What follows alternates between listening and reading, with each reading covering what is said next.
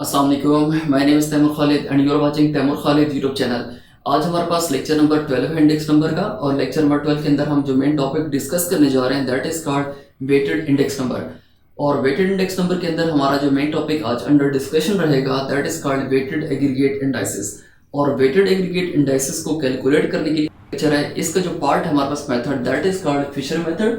और Fisher method जिन्होंने suggest किया था उनका नाम था अरविंग फिशर, और इनको कहते थे प्रोफेसर अरविंग फिशर। और फिशर मेथड का जो दूसरा नाम है, सब्स्टिट्यूट नेम है, that is called ideal index.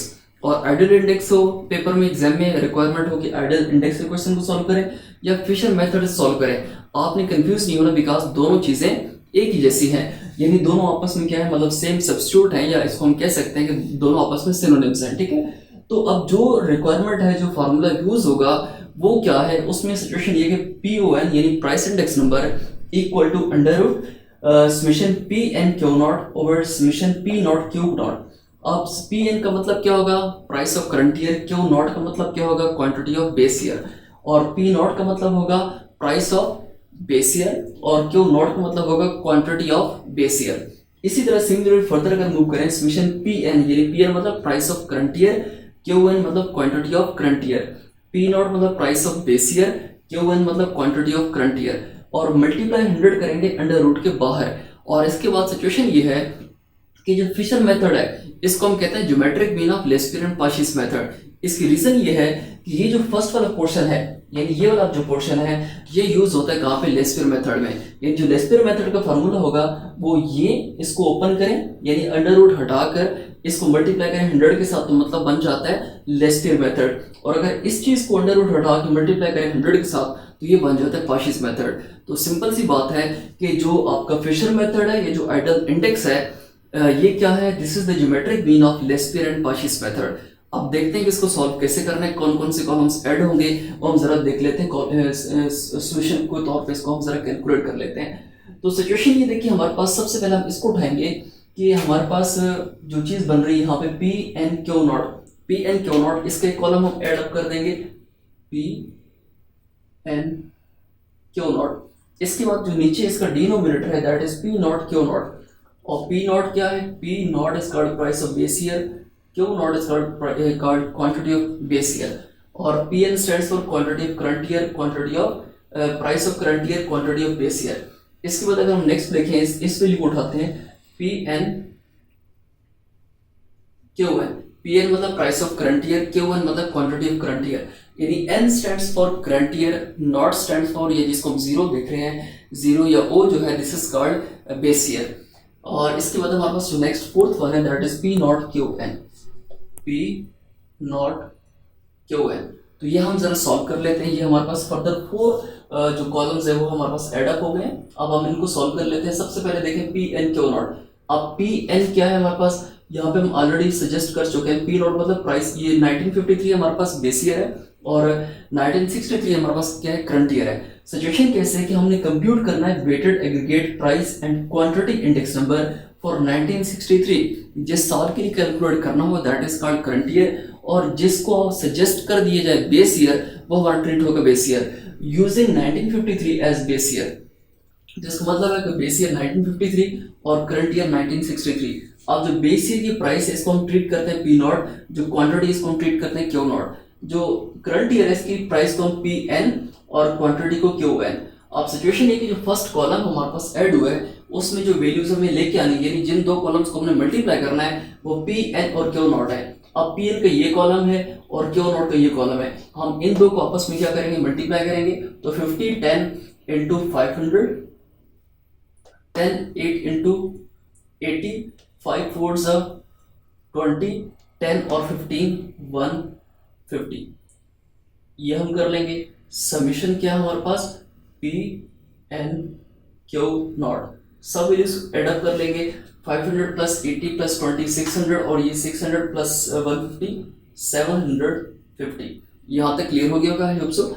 इसके बाद नेक्स्ट P0 Q0। अब P0 this one, Q0 this one, इन दो कॉलम्स को आपस में मल्टीप्लाई करें, 2 को मल्टीप्लाई करें 50 के साथ, this would become equal to 100। 10 को इसके साथ 30 हो जाएगा। नेक्स्ट हमारे पास 5 4 20, यानी इसको इससे मल्टीप्लाई करें 20, और 6 को इससे मल्टीप्लाई करें तो 60। तमाम वैल्यूज को एडअप कर लेंगे, summation P naught Q naught equal to ये 150 और 130 आपका 130 130 150 150 प्लस 62 10। इसके बाद पी एन क्यू एन, अब पी एन क्यू एन ये कॉलम से हमारे पास दो, इन दो को मल्टीप्लाई करेंगे 10 40 400 हो जाएगा हमारे पास 400 8 4 जा 8 5 जा 40, इसके बाद 5 4 जा 20 और 15 8 जा 120।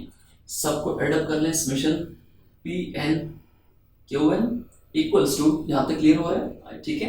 तो 400 प्लस 40 440 प्लस 20 460 460 में ऐड करें 20 तो 480 और 100 ऐड करें तो 580 हो जाता है ठीक है। तो 400 और ये 460 में अगर 120 ऐड करेंगे तो 580।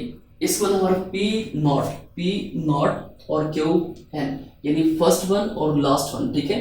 तो 2 को मल्टीप्लाई करें 40 के साथ तो ये बन जाता है 80, 5 को मल्टीप्लाई करें 3 के साथ तो ये बन जाता है 15, 5 को मल्टीप्लाई करें 4 के साथ तो ये बन जाता है 20 और इसी तरह 8 को 6 के साथ करें तो 48। अब हम जरा देख लेते हैं इस वीडियो का आंसर क्या आते हैं। 80 प्लस 15 95, 95 प्लस 20 115, 115 और 48 ये बन जाता है हमारे पास 163। तो summation P naught Q N का आंसर ये आ गया हमारे पास। अब क्या है, सिंपल इसको फार्मूले के अंदर पुट कर लेंगे। अब फार्मूले के अंदर कैसे पुट करेंगे, सिंपल सी बात है, यहाँ पे हमारे पास special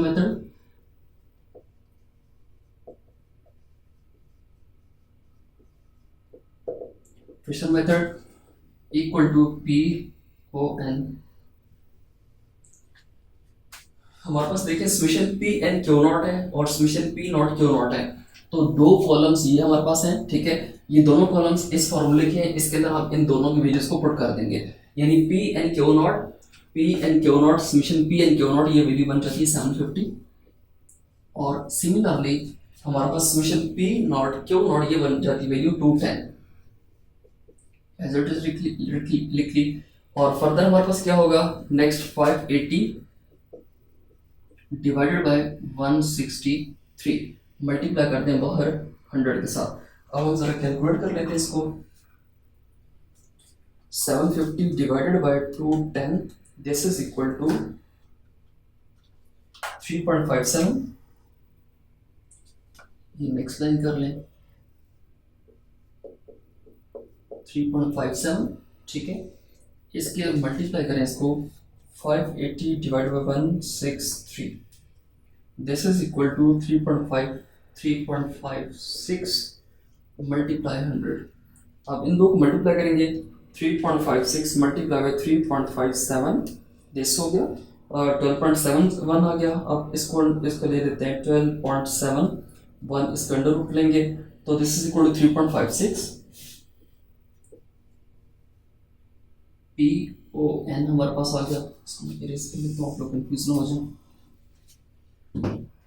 P O N 3.565 multiply by 100, अगर 100 मल्टीप्लाई करें तो हमारे पास जो आंसर बनता है दैट इज इक्वल टू 356.5 और ये हमारा क्या रिक्वायर्ड आंसर है, बिकॉज हमारा जो लेस्पियर मेथड था उसमें हमारा आंसर आ रहा था 357, जो पार्शियल मेथड था उसमें हमारा आंसर आ रहा था 356 और जो हमारा फिशर मेथड है उसमें हमारा आंसर आ रहा है 356.5।